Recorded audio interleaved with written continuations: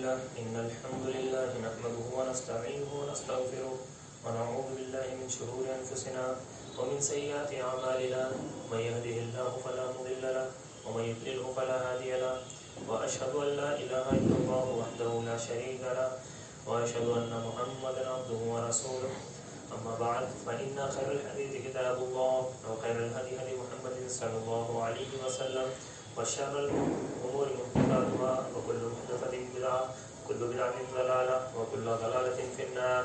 أعوذ بالله السميع العليم من الشيطان الرجيم. بسم الله الرحمن الرحيم. أمن هو قانت آناء الليل ساجدا وقائما يحذر الآخرة ويرجو رحمة ربك. تمام طرح کی تعریف و توصیفات اللہ وحدہ لا شریک کے لیے جو تمام جہانوں کا پالنہار ہے، اور لاکھوں کروڑ درود و سلام اللہ کے آخری نبی جناب محمد رسول اللہ صلی اللہ علیہ وسلم پر. حاضرین جمعہ، السلام علیکم ورحمۃ اللہ وبرکاتہ.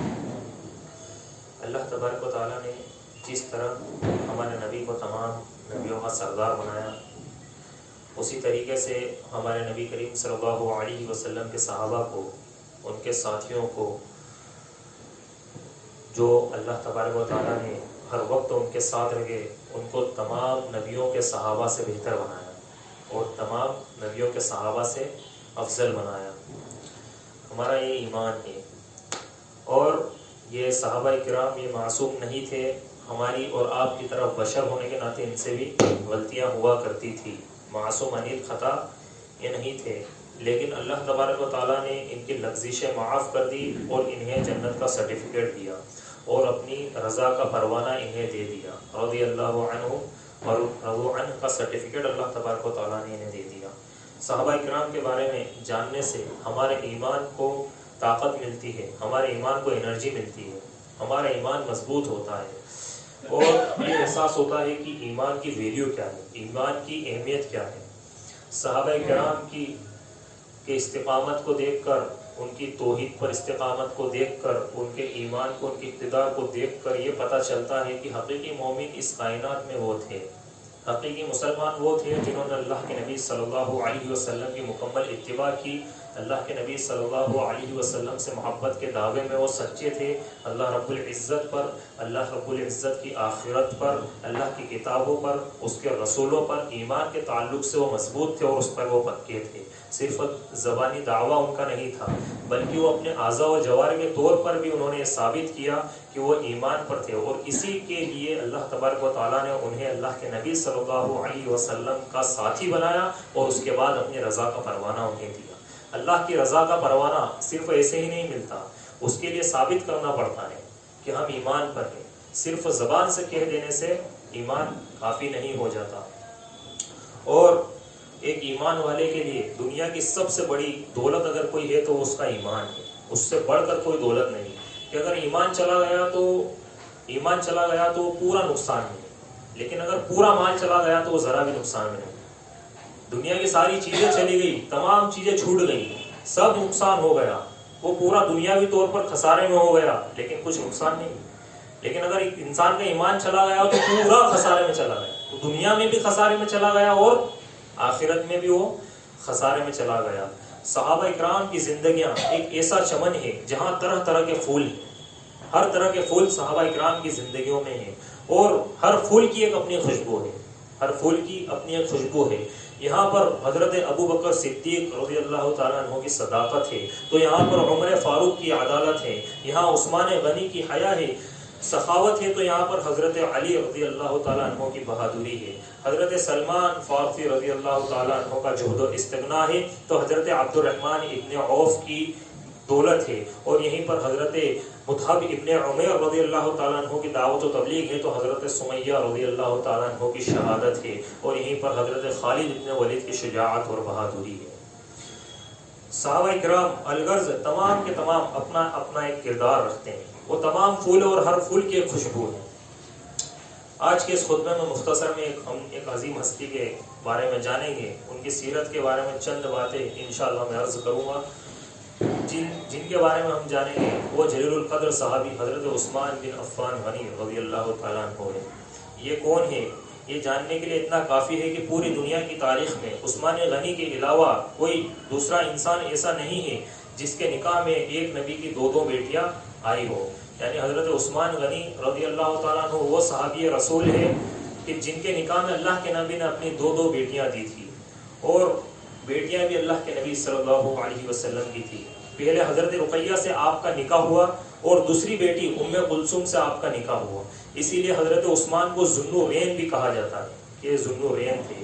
اور اللہ کے نبی صلی اللہ علیہ وسلم نے جن 10 صحابہ کا نام لے کر انہیں جنت کی بشارت دی تھی سروئے زمین پر، حضرت ابو بکر صدیق رضی اللہ تعالیٰ عنہ، حضرت عثمان رضی اللہ تعالیٰ عنہ، حضرت طلحہ، حضرت زبیر، حضرت سعد ابن ابی وقاص، حضرت سعید ابن زید، حضرت عبد الرحمن ابن عوف، حضرت ابو عبیدہ بن جراح رضی اللہ تعالیٰ عنہ، ان تمام صحابہ کرام کو اللہ کے رسول صلی اللہ علیہ وسلم نے عشر مبشرہ کہا. یعنی وہ 10 صحابہ ہیں جن کو اس زمین کے اوپر جنت کی بشارت دی گئی کہ یہ جنتی، کہ یہ آج کے بعد یہ جنتی ہے، ان کے اوپر یہ سرٹیفکیٹ ان کو مل گیا.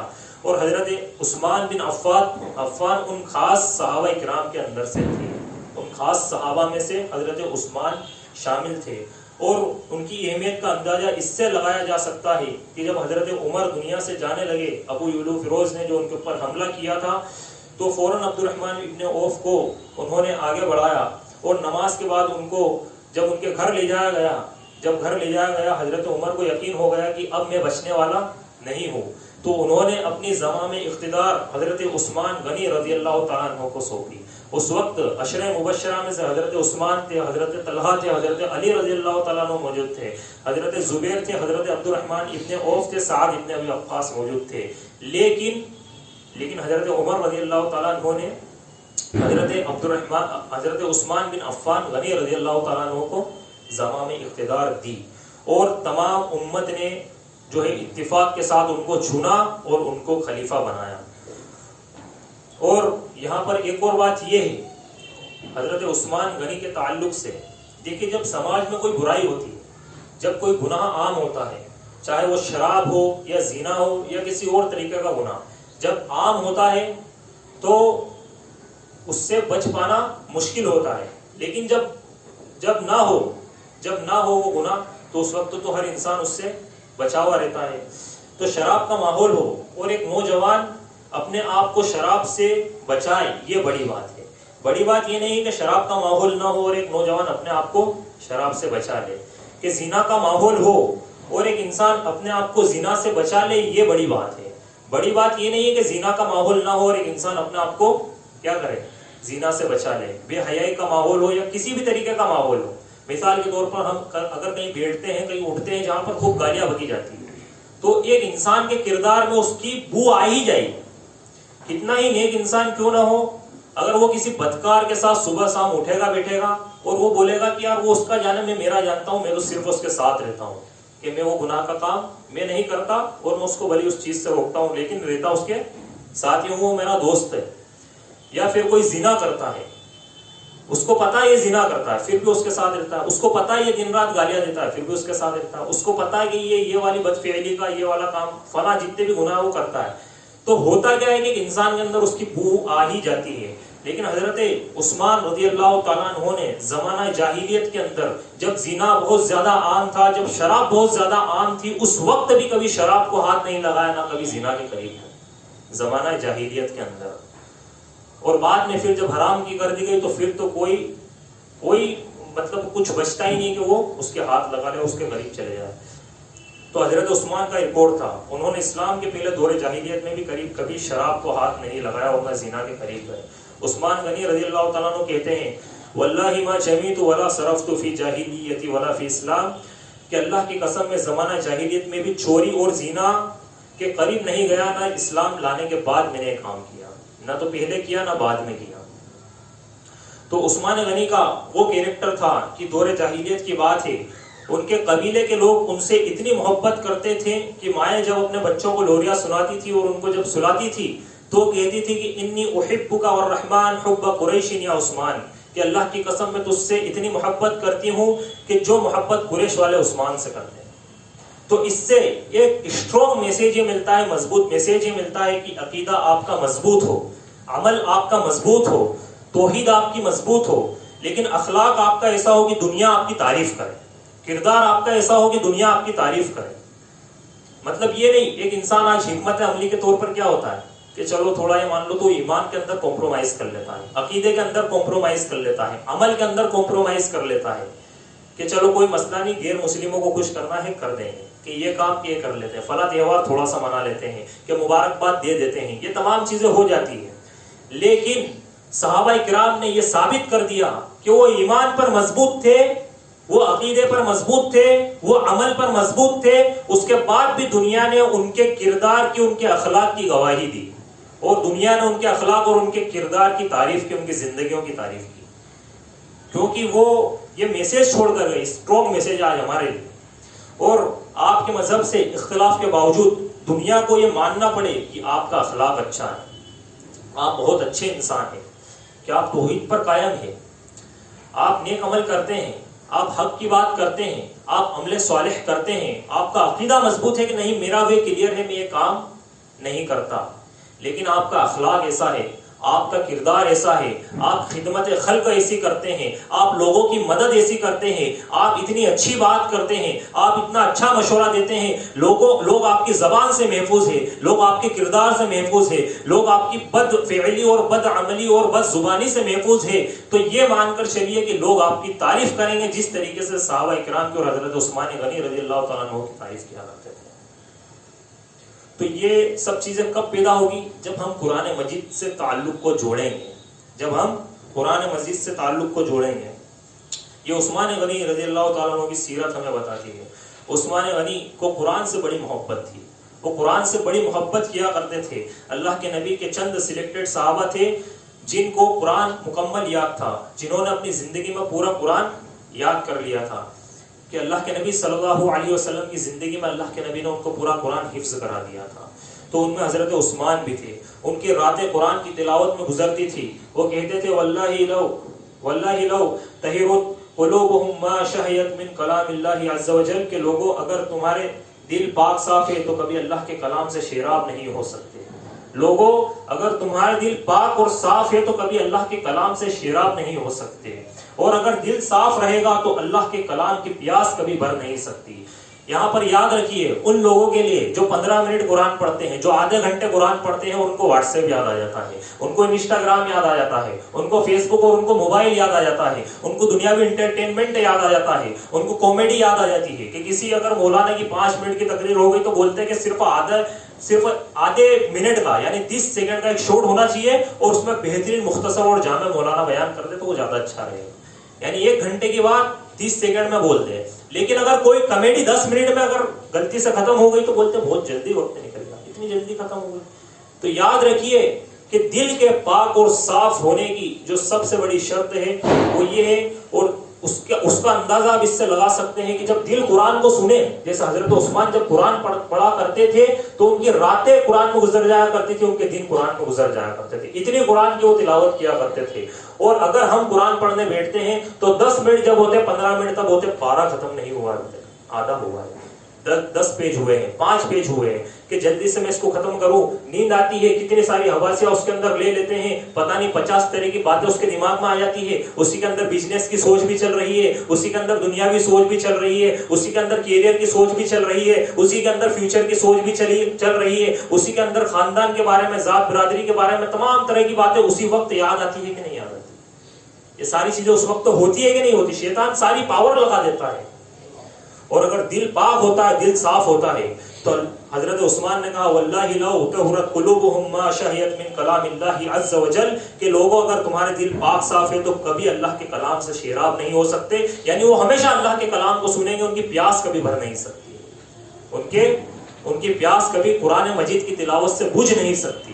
کہ وہ اتنا قرآن سنے، اتنا اس کے بعد بھی زندگی بھر قرآن سنتے رہ جائے لیکن ان کی پیاس نہ بجھے.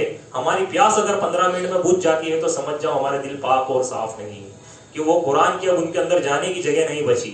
اس کے اندر ہم نے اتنا کینہ، اتنی کپٹ، اتنی حسد، اتنی بغض اور دنیاوی چیزیں، دنیاوی محبت، مال کی محبت اور اسبابوں کی محبت کو اس قدر دل کے اندر ٹھوس دیا ہے، اس قدر ٹھوس دیا ہے کہ اب اس دل کے اندر قرآن کے جانے کی جگہ نہیں بچی. وہ دل قرآن کو جذب نہیں کر پا رہا. اللہ اکبر، کتنی بڑی بات ہے کہ دل قرآن کو ایکسیپٹ نہیں کر پا رہا ہے. کیا بات ہے کہ دن نکل جاتے ہیں، رات نکل جاتی ہے، مہینے نکل جاتے ہیں، سال نکل جاتے ہیں، قرآن مجید نہیں کھلتا. ساری چیزیں کھل جاتی ہے، ساری باتیں کھل جاتی ہے، سارے بڑے بڑے حساب اور کتاب ہو جاتے ہیں، پورے سال کے ٹرن اوور، لاکھوں کروڑوں کے ٹرن اوور کی باتیں ہو جاتی ہے، لیکن قرآن مجید کی بات نہیں ہوتی. کیا بات ہے کہ ہمارے دل اور دماغ صاف نہیں ہے. اور یاد رکھیے کہ یہ اگر دل کے اندر قرآن نہیں بیٹھا تو کل قرآن ہی آئے گا ہمارے لیے حجت بن کے قیامت کے دن، کوئی دوسری چیز نہیں ہوگی.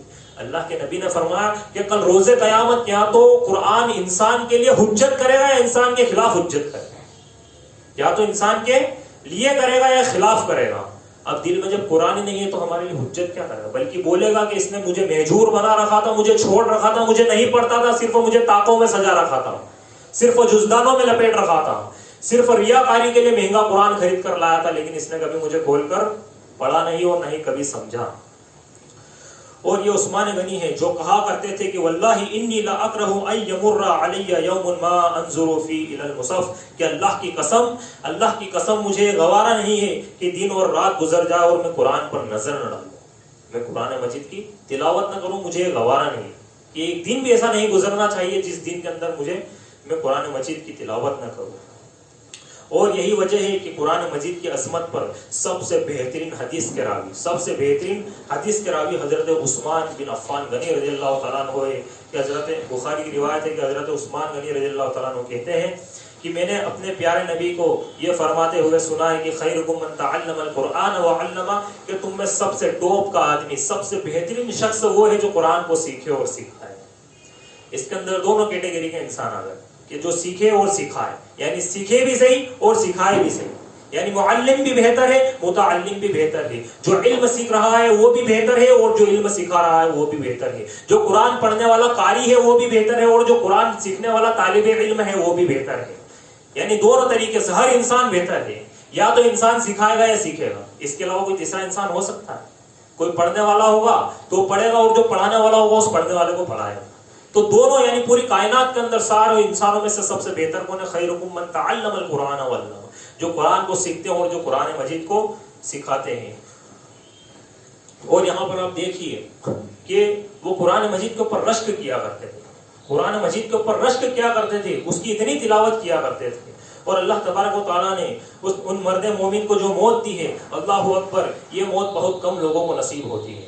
بہت کم لوگوں کو یہ موت نصیب آتی ہے کہ حضرت عثمان غنی رضی اللہ تعالیٰ عنہ کو جب ظالموں نے شہید کیا، تاریخ نے اس بات کو کوٹ کیا ہے کہ وہ قرآن مجید کی تلاوت کر رہے تھے، اور جو قرآن مجید حضرت عثمان بن عفان غنی رضی اللہ تعالیٰ عنہ پڑھ رہے تھے وہ آج تاشکند کے میوزیم میں موجود ہے. اور اللہ تیرے کلام کی قدرت کا کیا کہنا، اور عثمان غنی رضی اللہ تعالیٰ عنہ کے مقام کا کیا کہنا کہ جب عثمان کی گردن ان کے تن سے جدا کی گئی، جب حضرت عثمان بن عفان رضی اللہ تعالیٰ عنہ کی تن سے ان کے گردن کو جدا کیا گیا، جب ان کی روح ان کے بدن سے نکلی اور اپنے محبوب حقیقی سے جا ملی، تو جو خون نکلا تھا وہ قرآن کی کس آیت پر جا کر پڑا تھا؟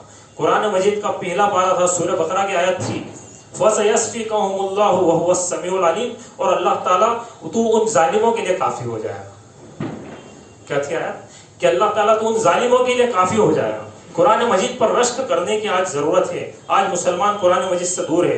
قرآن مجید ایک ایسی عظیم نعمت ہے کہ جس پر رشک کیا جا سکتا ہے. اللہ جل شانہ نے انسان کی تکریم کرتے ہوئے اربوں نعمتیں عطا کی ہے اور جن کا شمار ممکن نہیں ہے، جیسا کہ ارشاد ربانی ہے وَإِن تَعُدُّ نِعْمَةَ اللَّهِ لَا تُحْصُوهَا، کہ اور تم اللہ تبارک و تعالیٰ کی نعمتوں کو اگر شمار کرنا چاہو، ان کو گننا چاہو، اگر تم کاؤنٹ کرنا چاہو تو تم ان کو کاؤنٹ نہیں کر سکتے، نہ تم ان کو شمار کر سکتے ہو، نہ گن سکتے ہو. اور ان تمام نعمتوں میں سے سب سے عظیم نعمت جو ہے وہ قرآن مجید ہے، جس پر انسان رشک کر سکتا ہے کہ یا الہی یہ نعمت مجھے بھی عطا فرما دے. چنانچہ ابن عمر رضی اللہ تعالیٰ عنہ بیان کرتے ہیں کہ اللہ کے رسول صلی اللہ علیہ وسلم نے فرمایا، اللہ کے نبی صلی اللہ علیہ وسلم نے فرمایا کہ دو چیزوں میں حسد رشک کرنا جائز ہے. ایک ایسا آدمی پر جس کو اللہ تبارک و تعالیٰ نے قرآن مجید کی نعمت دی، جس کو اللہ تبارک و تعالیٰ نے قرآن مجید کی نعمت دی ہو اور وہ اس کو دن رات پڑھتا ہو اور قیام کرتا ہو. دوسرا وہ آدمی جس کو اللہ تبارک و تعالیٰ نے مال کی نعمت دی ہو اور وہ دن رات اس مال کو اللہ تبارک و تعالیٰ کے راہ کے اندر خرچ کرتا ہو. یہ میرے بھائی ذرا سوچئے، آج ہمیں رشک ہوتا ہے کس چیز پر؟ کس چیز پر آج ہمیں رشک ہوتا ہے؟ دنیا کا مال و متا دیکھ کر کہ کاش میرے پاس بھی لمبی لمبی گاڑیاں ہو، میرے پاس بھی بینک کا بیلنس ہو، میرے پاس کوٹیاں ہو، میرے پاس کارخانے ہو، میرے پاس بھی اس مال کی بدولت عزت والا بنوں گا. میں یہ سوچتا ہوں اور دنیا میں میری شہرت کا ڈنکا بجے اور لوگ مجھے رک رک کر سلام کرے. لیکن نتیجہ کیا نکلا؟ آپ دیکھ لیجئے دنیا کے اندر ان تمام محبتوں کا، ان اسبابوں کا، ان گاڑیوں کا، ان بینک بیلنس کا، ان بنگلوں کا جس کو ہم حقیقی سمجھ رہے تھے، اس کا نتیجہ آپ دیکھ لیجئے دنیا کے اندر آج مسلمانوں کا اس کا نتیجہ کیا نکلا. نتیجہ یہ نکلا کہ دنیا کی ہوس اور لالچ و نشے نے ہمیں جب قرآن مجید پر رشک کرنے سے دور کیا اور ذلت اور رسوائیوں نے ڈیرے ڈال دیے اور غیر مسلم قوموں نے اپنے ظلم اور زیادتی کے دہانے ہم پر کھول دیے اور بالکل للی قسم کے لوگ جو بالکل سفلا لوگ ہیں، جو بالکل گرے ہوئے لوگ ہیں، جن کی کوئی اوقات نہیں، آج ہماری اسلامی حکومتوں پر براجمان ہوئے، جس کے نتیجے میں خوف و بد امنی، قتل و غارت گری، لوٹ خسوس، سود خوری و خبیث و پروری کا دور چلا اور ہم تنزل اور پستیوں کے گہرے سمندر کے اندر جا گئے. یہ دنیا میں محبت اور قرآن کو چھوڑنے کا یہ آج ہمارا نتیجہ نکلا. کیا ہم جن چیزوں کے پیچھے بھاگے تھے، جو چیزیں ہمیں چاہیے تھی، جو اسباب ہمیں چاہیے تھے، جو دنیاوی لگژریز ہمیں چاہیے تھی، کیا وہ مل گئی؟ وہ تو مل گئی، لیکن اس کے بدلے ہوا کیا؟ قرآن مجید چھوڑ گیا. جس چیز کی بدولت اللہ تبارک و تعالیٰ نے قوموں کو عزت دی، وہ کتاب چھوٹ گئی. وہ چیز چھوٹ گئی کہ جو چیز ہمیں دنیا میں بھی نجات دلا سکتی ہے اور آخرت میں بھی نجات دلا سکتی ہے. کاش ہم نے رشک کیا ہوتا قرآن والے پر، کاش ہم نے رشک کیا ہوتا قرآن پر اور قرآن والے پر، تو کائنات ہماری غلام بن جاتی. ہمیں جنگل کے شیر بھی سلام کرتے اگر ہم نے قرآن مجید پر رشک کیا ہوتا اور قرآن مجید کو اپنایا ہوتا. لیکن قرآن کو جب ہم نے چھوڑا تو سزا یہ ملی کہ وہ کتا جس کو گھر میں رکھنے سے احد پہاڑ کے برابر بھی اجر ضائع ہو جاتا ہے، وہ کتا جس کو گھر میں رکھنے سے احد پہاڑ کے برابر بھی اجر ضائع ہو جاتا ہے، جو برتن کو منہ لگا دے تو 7 مرتبہ دھونا پڑتا ہے، اس کو صابن اور شیمپو سے کلین کرنا پڑتا ہے، ڈٹرجنٹ سے 7 مرتبہ اس کو دھونا پڑتا ہے. کلمہ پڑھنے والا مسلمان اپنے ہاتھوں سے اس کتے کو نہلاتا ہے اور اس کی مالش کرتا ہے، اور بتلاؤ اس سے بڑی ذلت کیا ہوگی؟ آج اس کتے کو وہ رکھنا پسند کرتا ہے، لیکن قرآن مجید کے لیے وہ ٹائم نہیں دیتا، اس کے لیے وقت نہیں دیتا. کیا وہ قوم ذلت میں نہیں جائے گی؟ یہ سب ہاتھوں کی کمائی ہے، جو تریپورا میں ہو رہا ہے یا ورما میں ہوا ہے یا جہاں پر بھی ہوتا ہے، یہ سب انسان کے ہاتھوں کی کمائی ہے کہ وہ ایک وقت تک اللہ کے قرآن کو چھوڑتا ہے، اللہ کی مہلت کا فائدہ اٹھاتا ہے، لیکن پھر جب اللہ کی پکڑ آتی ہے تو دوڑتا اللہ کے پاس آتا ہے. تو یاد رکھیے کہ یہ وقت ہے کہ جو نوکر تھا اس کا نوکر یہ ڈگری ہولڈر بے غیرت مسلمان بن گیا، اس کتے کا نوکر بن گیا ڈگری والا بے غیرت مسلمان. اور وجہ صرف قرآن مجید کی نعمت سے دوری اور جہالت ہے. آج یہ مسلمان رشک کرتا ہے تو کسی ہیرو اور کھلاڑی کے کھیل تماشے پر رشک کرتا ہے. آج یہ مسلمان رشک کرتا ہے تو لوگوں کی بلڈنگوں پر رشک کرتا ہے کہ کاش مجھے بھی ایسی مل جاتی، حسد کرتا ہے. اگر رشک کرتا ہے تو انگریز، ہندو، یہودی، ولابی کے رسم و رواج پر رشک کرتا ہے. اگر رشک کرتا ہے تو غیر مسلم اقوام کی عادات و اطوار پر، حتیٰ کہ شاعر کا دل مٹا اٹھتا ہے اور وہ یوں کہتا ہے کہ وضع میں تم ہو نصارا تو تمدن میں ہنود، وضع میں تم ہو نصارا تو تمدن میں ہنود. یہ مسلمان ہے جنہیں دیکھ کر شرمائے یہود. کاش اس نے رشک کیا ہوتا ابو بکر صدیق رضی اللہ تعالیٰ عنہ کی صداقت و شرافت و قربانیوں پر. کاش اس نے رشک کیا ہوتا حضرت عمر رضی اللہ تعالیٰ عنہ کی جرأت اور غیرت ایمانی پر. کاش اس نے رشک کیا ہوتا عثمان بن عفان غنی رضی اللہ تعالیٰ عنہ کی حیات پر، ان کے کارناموں پر اور ان کے قرآن کی محبت پر. کاش اس نے رشک کیا ہوتا حضرت علی رضی اللہ تعالیٰ عنہ کی جوان مردی و بہادری پر، تو آج پوری دنیا اس کی غلام ہوتی. لیکن اس نے اپنے آئیڈیل بدلے تو خود اغیار کا غلام بن گیا. اللہ مسلمانوں کو بھولا ہوا سبق یاد دلا دے. مسلمانوں کو تو یاد دلا دے کہ ان کی اہمیت کیا ہے، قرآن مجید کی اہمیت کیا ہے. تو مسلمانوں کو صحابہ کرام کی کا دور یاد دلا دے. تو مسلمانوں کو اسلاف کا دور یاد دلا دے کہ جو معزز تھے زمانے میں مسلمان ہو کر اور ہم خوار ہوئے تاریخ قرآن ہو کر. آج ایک انسان نے قرآن کو چھوڑا. قرآن مجید میں کوئی چھوٹی موٹی کتاب نہیں. قرآن مجید ہی کی بدولت ایک قومیں جو ہے قائم ہوتی، عروج پر جاتی ہے. لیکن آج زوال کا وقت چل رہا ہے، اور زوال کا وقت اس لیے چل رہا ہے کیونکہ ہم نے قرآن مجید کو چھوڑ دیا، اس کتاب کو چھوڑ دیا، اس عظیم کتاب کو چھوڑ دیا کہ جو ہمارے لیے رشد و ہدایت تھی. وہ تبیان لکل شیء و ہدی و رحمت و بشری للمسلمین. ہم نے ان آیتوں کا مطلب نہیں جانا. اور آج مسلمان ہر طرح کی آپ دیکھ لیجئے کس طریقے کی سچویشن، کس طریقے کی پریشانیوں کو پیش کر رہے ہیں، وہ کس طریقے کے حالات سے گزر رہے ہیں۔ تو سامعین اکرام، بات یہ چل رہی تھی کہ عثمان بن عفان غنی رضی اللہ تعالیٰ عنہ قرآن مجید سے بے انتہا محبت کیا کرتے تھے، اور اس محبت کی بنا پر جب وہ قرآن مجید کی تلاوت کر رہے تھے تو قرآن مجید کی تلاوت کرتے کرتے جب ان کا سر ان کے تن سے جدا کر دیا گیا، جب ان کے سر کو ان کے تن سے جدا کیا گیا تو ان کی جو چھینٹیں سب سے پہلے قرآن مجید کی جس آیت پر پڑے تو وہ آیت یہی تھی کہ اللہ تو ان ظالموں کے لیے کافی ہو جائے گا۔ تو یہاں پر آپ دیکھیے کہ قرآن مجید کی محبت ہے کہ اللہ رب العزت دنیا کے اندر عزت دیتا ہے۔ اب آپ بتائیے کہ حضرت عثمان کو بھی شہید کیا گیا، شہادت کی موت ملی تھی نا، اور آج ایک مسلمان مرتا ہے کتے کی موت۔ ایسا کیوں ہوتا ہے؟ کیونکہ اس نے قرآن کو چھوڑ رکھا ہے۔ دیکھیے، سب سے پہلی چیز یہ ہے کہ ہمیں ایک بات سمجھنی ہوگی کہ عزت تو اسلام میں سے ہی ملے گی، کسی اور چیز سے عزت مل نہیں سکتی، بھلے کوئی بھی چیز کیوں نہ ہو، چاہے ایک انسان کی جان چلی جائے، ایک انسان ختم ہو جائے، وہ مارا جائے، انسان کو مرنا ہے آگے یا پیچھے۔ دیکھیے، کبھی نہ کبھی تو کسی نہ کسی طرح کا مسئلہ ایک انسان کے ساتھ ہوتا ہے، لیکن اس کے اندر سب سے بہتر یہ ہے کہ ایک انسان ایمان کی موت میں۔ کیا فرمایا اللہ نے قرآن کے اندر؟ وَلَا تَهِنُوا وَلَا تَحْزَنُوا وَلَا تَهِنُوا وَلَا تَحْزَنُوا وَأَنْتُمُ الْأَعْلَوْنَ إِن كُنتُم مُؤْمِنِينَ، کہ نہ تم غم کرو، نہ تم ڈرو، نہ تم خوف کھاؤ، تم ہی سربلند رہو گے اگر تم کیا ہو؟ وَأَنْتُمُ الْمُسْلِمِينَ، اگر تم مسلمان ہو۔ وَلَا تَهِنُوا وَلَا تَحْزَنُوا وَأَنْتُمُ الْأَعْلَوْنَ إِن كُنتُم مُؤْمِنِينَ، ایمان والے مومن ہو۔ تو ایمان پر رہنا دراصل یہ سب سے بڑی نعمت ہے، سر بلند رہنا یہ سب سے بڑی نعمت کیا ہے؟ کہ ایک انسان ایمان پر ہو۔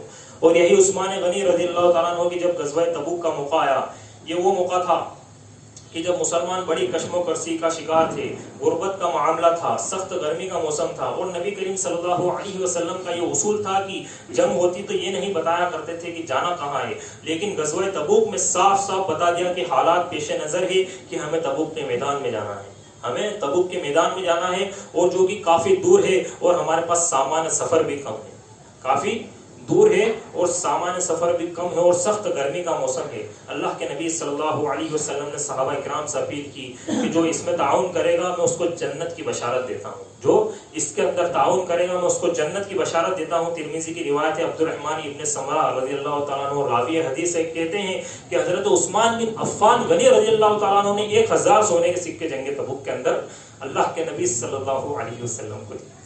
کتنے سکے؟ 1000 سونے کے سکے اللہ کے نبی صلی اللہ علیہ وسلم کو دیے تھے۔ تو یہ ہمارے اندر سخاوت کب آئے گی؟ کب اللہ رب العزت ہمیں مال سے نوازے گا؟ کب اللہ رب العزت ہمیں برکتوں والا مال دے گا؟ اور اس برکتوں والے مال کے اندر سے کب اللہ رب العزت ہمیں خرچ کرنے کی توفیق دے گا؟ جب ہم قرآن مجید سے محبت کریں گے، جب ہم قرآن مجید سے صبح کریں گے، جب ہم قرآن مجید سے شام کریں گے، جب ہم اپنی زندگی کو قرآن مجید میں اپنی زندگیوں کو نافذ کر لیں، تب جا کر اللہ رب العزت یہ جو ہے عزت ہمیں عطا فرمائے گا، یہ مال ہمیں عطا فرمائے گا۔ آج ہم سب چاہتے ہیں کہ ہم اللہ کے راہ میں خرچ کریں، لیکن کوئی کسی وجہ سے رک جاتے ہیں۔ انسان رک جاتا ہے کہ نہیں رک جاتا؟ کرتا ہے، کوئی 50 کرتا ہے، کوئی 100 کرتا ہے، لیکن ہر انسان سوچتا ہے کہ کروڑوں روپے میں اللہ کے راہ میں خرچ کروں۔ تو یہ اگر یہ کرنا ہے تو حضرت عثمان بن عفان غنی رضی اللہ تعالیٰ عنہ کی سیرت کو اپنائیے کہ قرآن مجید سے بے انتہا محبت کیجیے۔ وہ دن اور رات قرآن مجید کی تلاوت کیا کرتے تھے، پھر بھی ان کے مال میں اتنی برکت تھی۔ آج ہم 1 گھنٹہ قرآن پڑھتے تھے، سوچتے کہ بزنس میں دقت ہو جائے گی، کاروبار میں دقت ہو جائے گی، نوکری پیشے میں دقت ہو جائے گی، لیکن وہ دن رات قرآن پڑھ رہا، اس کے بعد بھی مال کی اتنی فراوانی ہے کہ وہ اللہ کے راہ میں دیے جا رہے ہیں۔ غنی اللہ کے نبی صلی اللہ علیہ وسلم نے انہیں سرٹیفکیٹ دیا ہے۔ تو اللہ کے نبی ان کے سکوں کو ہاتھوں میں لے کر کہتے ہیں کہ ما ذرہ عثمان ما عمل بعد اليوم، کہ آج کے بعد عثمان کو اس کا کوئی عمل نقصان نہیں پہنچائے۔ یعنی یہیں پر انہیں کھڑے کھڑے حضرت عثمان کو جنت کی بشارت اللہ کے نبی نے دی۔ تو یہ عثمان غنی ہے کہ جب اللہ کے نبی مدینہ آئے تو پورے مدینہ میں میٹھے پانی کا کنواں نہیں تھا، اور بیر روما جو کنواں ہے وہ یہودیوں کے قبضے میں تھا۔ اس وقت بھی اللہ کے نبی صلی اللہ علیہ وسلم نے کہا کہ کون شخص ہے جو مسلمانوں کو یہ کنواں وقف کر کے دے، میں اس سے بہتر کنویں کی جنت میں اسے بشارت دیتا ہوں۔ اس وقت بھی حضرت عثمان بن عفان غنی رضی اللہ تعالیٰ عنہ کھڑے ہوئے اور انہوں نے اس کنویں کو وقف کر دیا۔ تو یہ کہاں سے آئے گا پیسہ کہ ایک انسان جو ہے وقف کر دے کنواں خرید کر، ایک انسان وقف کر دے زمین خرید کر، ایک انسان 1000 سونے کے سکے اللہ کی راہ میں دے دے، جب اللہ رب العزت برکت دے گا۔ دیکھیے اللہ رب العزت تمام خزانوں کا مالک ہے، وہ دنیا و آسمان کا مالک ہے. وَلِلَّهِ خَزَائِنُ السَّمَاوَاتِ وَالْأَرْضِ، کہ دنیا اور آسمان کے جتنے بھی خزانے ہیں وہ تمام کے تمام اللہ رب العالمین کے ہیں. اللہ رب العزت قادر ہے کہ وہ کب اس کو کتنا چاہے دے سکتا ہے. ان اللہ علی کل شیء قدیر ہے وہ. تو اللہ رب العزت کب ہمیں جو ہے برکت کی دولت سے نوازے گا؟ جب ہم جو ہے اپنے کاروبار کے اندر ایمانداری پیدا کریں گے، جب ہم اپنے کاروبار کے اندر قرآنی جو ہے پیغامات اس کو لے کر آئیں گے، جب ہم اپنی زندگیوں کے اندر قرآن مجید کی تلاوت کو اس کے عمل سے اپنی زندگیوں کو پیرائیں گے، اس کو سجائیں گے. مسجد نبی کی جگہ کم پڑ رہی تھی تو اللہ کے نبی صلی اللہ علیہ وسلم نے اعلان کیا میں یتحرب اتا فلان. حضرت عثمان غنی رضی اللہ تعالیٰ عنہ اس وقت کھڑے ہوئے. اللہ کے نبی نے کہا کہ کون ہے جو زمین خرید کر مسجد نبوی کے لیے وقف کر دے؟ حضرت عثمان کھڑے ہو اور کہا کہ عثمان کا مال حاضر ہے، عثمان کا مال حاضر ہے کہ یہ لو مال، کہ یہ زمین یہ میں نے وقف کی کس کے لیے؟ مسجد نبوی. تو یہ حضرت عثمان کا یہ مطلب ایک پیکر تھا، ایک جذبہ تھا، ان کی خدمت تھی دین کے لیے اور اللہ سے محبت تھی کہ اللہ کے دین میں مجھے خرچ کرنا ہے. اور پھر شہادت کی موت کتنی بڑی موت اور کتنی خوش مطلب جو ہے کتنی بڑی موت اللہ رب العزت نے کہ ہم رشک کرتے ہیں ایسی موت پر کہ اللہ ہمیں بھی ایسی موت دے کہ ان کی جب گردن کٹی تو قرآن مجید اس وقت وہ تلاوت کر رہے تھے. اور حضرت عثمان وہ صحابی ہے کہ نبی کریم صلی اللہ علیہ وسلم کے چہیتے کہ ان کی شرم و حیا کا کیا کہنا. آج ہماری بیٹیاں بے شرم بن گئی ہیں، آج مسلمان لڑکیاں بے شرم بے غیرت بے حیا بن گئی ہیں اور ان کے باپ بھی ان کی طرف دھیان نہیں دیتے. یہاں پر حضرت عثمان رضی اللہ تعالیٰ عنہ کی زندگی ان کے لیے نمونہ ہے. آج دیکھ لیجیے آپ لڑکیاں کس طریقے سے ارتداد کے راستے پر ہیں، کس طریقے سے روزانہ ہمارے سامنے کیس آ رہے ہیں اور اس کے باوجود چاہ کر کچھ نہیں کر پا رہے ہیں. حضرت عثمان وہ تھے کہ جن سے فرشتے شرم کیا کرتے تھے، فرشتے حیا کیا کرتے تھے. آج اس بے حیائی کے دور میں ان کی سیرت آپ کے اور ہمارے لیے نمونہ ہے. صحیح مسلم کی روایت اماں عائشہ رضی اللہ تعالیٰ عنہ فرماتی ہے اللہ کے نبی صلی اللہ علیہ وسلم گھر پر موجود ہے، بیٹھے ہیں اور آپ کی پنڈلی یا ران کھلی ہوئی ہے. پنڈلی اللہ کے نبی کی کھلی ہوئی تھی، آپ نے جو کپڑا یا لنگی پہنی ہوئی ہے وہ پنڈلی سے اوپر ہے. حضرت ابوبکر صدیق آتے ہیں، آ کر دروازہ کھٹکھٹاتے ہیں. حضرت ابوبکر صدیق کے لیے دروازہ کھولا جاتا ہے، اندر آتے ہیں، آ کر بیٹھ جاتے ہیں. اس کے بعد حضرت عمر رضی اللہ تعالیٰ عنہ آتے ہیں، وہ اجازت لیتے، اللہ کے نبی کہتے ہیں کہ عمر آئیے. عمر رضی اللہ تعالیٰ عنہ آ کر بیٹھتے ہیں. جب حضرت عثمان بن عفان غنی رضی اللہ تعالیٰ عنہ آتے ہیں تو اللہ کے نبی صلی اللہ علیہ وسلم کو پتہ چلتا ہے کہ کون بولے کہ عثمان آئے. اسی وقت اللہ کے نبی صلی اللہ علیہ وسلم جس کنڈیشن میں بیٹھے ہوتے وہ اپنے کپڑے کو درست کر لیتے ہیں، وہ بالکل اپنے کپڑے کو درست کر لیتے ہیں اور اپنی پنڈلی کو چھپا لیتے ہیں. تو جب اللہ کے نبی صلی اللہ علیہ وسلم کے پاس سے صحابہ چلے جاتے ہیں، حضرت عائشہ پوچھتے ہیں کہ اللہ کے نبی کہ جب ابو بکر آئے تو آپ نے جو ہے پنڈلی پہ کپڑا نہیں ڈالا، جب عمر آئے جب نہیں ڈالا، لیکن جب عثمان آئے تو آپ نے پنڈلی پر کپڑا ڈال لیا. تو اللہ کے نبی صلی اللہ علیہ وسلم فرماتے ہیں الا استحی من تستحی منہ الملائکہ، کیا میں اس انسان سے حیا نہ کروں، کیا میں اس انسان سے شرم نہ کروں کہ جس سے فرشتے بھی حیا کرتے ہیں، فرشتے بھی شرم کرتے ہیں. تو یہ ان کی حیا کا اور شرم کا پیکر تھا.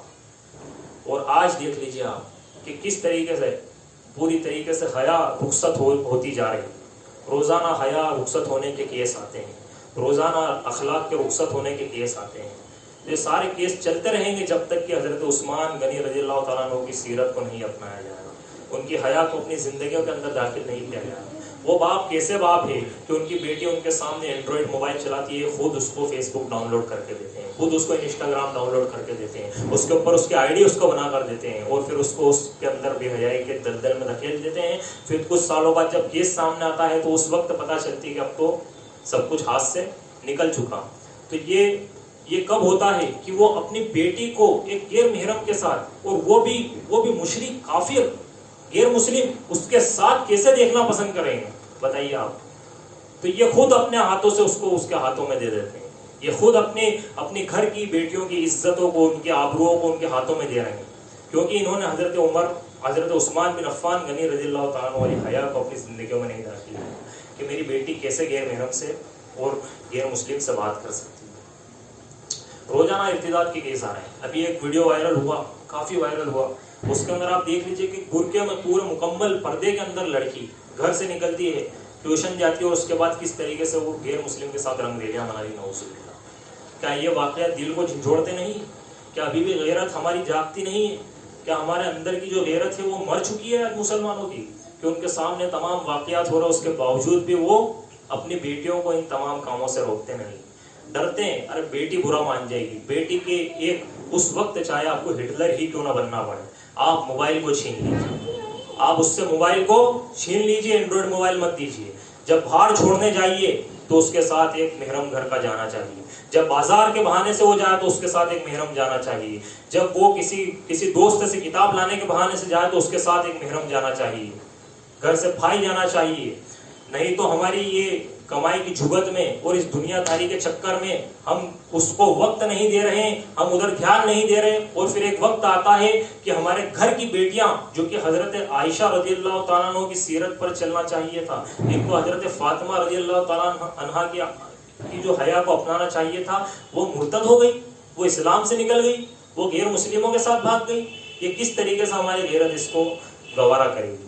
اس لیے ہمیں چاہیے کہ ہم اس کے اوپر اس کے اگینسٹ جو ہے قدم اٹھائیں، اور ہم کسی دوسرے کے گھر کو صحیح نہیں کر سکتے لیکن ہم اپنے گھر کو صحیح کر سکتے ہیں۔ اگر ہر مسلمان صرف یہ سوچ لے کہ مجھے اپنی بیٹی کی پرورش بالکل نبوی طریقے پر کرنی ہے، مجھے اپنی بیٹی کی پرورش صحابیات کے طریقے پر کرنی ہے، ان کے نقش قدم پر کرنی ہے، اور مجھے اس طریقے سے اس کو ایمان کے سائے میں ڈھالنا ہے، اس کو ایمان کے سائے میں پنپانا ہے، اور اس کو ایمان کے سائے میں بڑھانا ہے، اور اس کو ایمان کے سائے میں دعوت و تبلیغ کے کام میں لگانا ہے، مجھے اس کو اللہ کی راہ میں لگانا ہے، مجھے اس کو دینداری سکھانی ہے۔ آج ہم بچیوں کو دینداری نہیں سکھاتے، بلکہ ان کو کیا سکھاتے ہیں؟ ان کو ہم ویسٹرن کلچر کے اندر ڈالتے ہیں کہ بچی ابھی فینسی کپڑے نہیں پہنے گی تو کب پہنے گی؟ پتہ چلا کہ وہ فینسی کپڑے پہنتے پہنتے اس کی عادت بن گئی، اس کی عادت کے اندر وہ شمار ہو گیا، اب وہ چاہ کر بھی برقع نہیں پہن سکتی، وہ چاہ کر بھی حجاب نہیں کر سکتی، وہ چاہ کر بھی پردہ نہیں کر سکتی۔ جبکہ بچیوں کو بچپن ہی سے ہم ایسا ٹرین کریں اور ایسا ان کو جو ہے بنائے، ان کو ایسے راستے کی طرف لے جائے، ایسی دینداری کی طرف لے جائے، اللہ اور اس کے رسول کی محبت کی طرف لے جائے، اللہ کا علم ہمیں انہیں دے۔ آج ایک مسلمان لڑکی کو، ایک مسلمان بہن کو اللہ کا علم نہیں، اللہ رب العزت کی ذات کیا اس کے بارے میں اس کو پتہ نہیں، جس اللہ کے بارے میں اس کو نہیں پتا، اس کی وحدانیت کے بارے میں اس کو نہیں پتا، اس کی جبروت کے بارے میں اس کو نہیں پتا، اس کے اکرام کے بارے میں اس کو نہیں پتا، اس کی ذات کے بارے میں اس کو نہیں پتا، اس کے اسماء و صفات کے بارے میں اس کو نہیں پتا، جب ان تمام چیزوں کے بارے میں اس کو نہیں پتا ہو تو کس راستے پر جائے؟ وہ نہیں سوچتی کہ اللہ مجھے دیکھ رہا ہے، کہ مجھے کل اللہ رب العزت کو حساب دینا ہے، اس کے سامنے حاضر ہونا ہے، اس کے سامنے کھڑا ہونا ہے، وہاں پر جواب دینا ہے کہ اگر میں مسلمان نہیں رہوں گی تو میرا کیا ہوگا۔ لیکن وہ ہوتا کیا ہے کہ اس راستے پر چلی جاتی ہے، اور اس کی سب سے بڑی وجہ جو ہے اس کے ماں باپ، کہ جن کی آنکھیں نہیں کھلتی۔ کچھ کلومیٹر کے کیسز میں، یہ ایریوں میں کیس ہوتے ہیں، لوگ آگاہ بھی کرتے ہیں کہ بچی کو سنبھال لیجئے، دھیان نہیں دیتے کہ کیا کام بچی کو دیکھ کر، وہ تو ہماری بالکل ہم نے بچپن سے اس کو اچھا رکھا ہے، ہمیں بھروسہ پورا اس پر، لیکن وہ بچی ہاتھ سے نکل جائے۔ یہ ارتداد کی راہ پر ہے۔ یہاں پر ہمیں اپنے گھروں کے اندر حضرت عثمان بن عفان غنی رضی اللہ تعالیٰ عنہ والی حیا کا درس دینے کی ضرورت ہے۔ 12 سال جو ہے حضرت عثمان خلیفہ رہے، اور اسی باغ دوڑ سنبھالی کی آج بھی اسلامی تاریخ میں سنہرے حروف میں لکھے جانے کے قابل ہے۔ اسلام کی سرحدیں، اسلام کا پرچم مشرق سے لے کر مغرب تک چھا گیا، اور اللہ اکبر کی صدائیں کونے کونے تک، چپے چپے تک پہنچ گئی۔ یہ عثمان غنی ہی کا دور تھا کہ پہلا اسلامی تیری دھیڑا، پہلا سمندری لشکر تیار کیا گیا۔ یہ وہی لشکر تھا جس کے بارے میں اللہ کے نبی صلی اللہ علیہ وسلم نے فرمایا تھا، اول جیش یفز البحر، کہ میری امت کا پہلا لشکر جو سمندری راستے سے حملہ کرے گا وہ پورا کے پورا جنتی ہوگا۔ مگر ان کے دور کے آخری میں مصر سے ایک آدمی پیدا ہوا جس کا نام عبداللہ ابن سبا تھا، وہ فسادی تھا، اس کو یہود نے تیار کیا تھا۔ اس نے حضرت عثمان غنی رضی اللہ تعالیٰ عنہ پر اعتراض کیے، اور ایک ٹیم فوج اس نے تیار کر لی، اور تمام صحابہ کرام حج پر گئے ہوئے تھے، حضرت عثمان اپنے گھر پر تھے۔ 1000 کے قریب ان باغیوں نے حضرت عثمان کے گھر کو گھیر لیا اور کہا کہ تم خلافت کے حقدار نہیں، تم اپنی خلافت سے، اپنے مسند سے اتر جاؤ۔ عثمان کہتے ہیں کہ اللہ کی قسم، میرے نبی نے مجھ سے ایک وعدہ لیا تھا کہ لعل اللہ یقمص قمیصا فإن أرادك خلعها ولا تخلعه، کہ عثمان اللہ تمہیں ایک کرتا یا قمیص پہنائے گا، لوگ اسے اتارنے کی کوشش کریں گے، تو اپنے سے اس قمیص کو اتارنا نہیں۔ اور حضرت عثمان بن عفان غنی رضی اللہ تعالیٰ عنہ اس خلافت کو انہوں نے نہیں چھوڑا، انہوں نے اس پر قائم رہے، کیونکہ اللہ کے نبی صلی اللہ علیہ وسلم سے انہوں نے وعدہ لیا تھا، اللہ کے نبی نے انہیں وعدہ دیا تھا، اور اسی حالت میں ان باغیوں نے حضرت عثمان کو جو ہے شہادت کے گھاٹ اتار دیا، حضرت عثمان کو شہید کر دیا۔ اور اسی کے ساتھ جو ہے حضرت عثمان کی مختصر ہم نے جو ہے سوانح دیکھی. آخر میں اللہ رب العزت سے دعا ہے کہ اللہ رب العزت ہمیں کہنے اور سننے سے زیادہ عمل کرنے کی توفیق عطا فرمائے.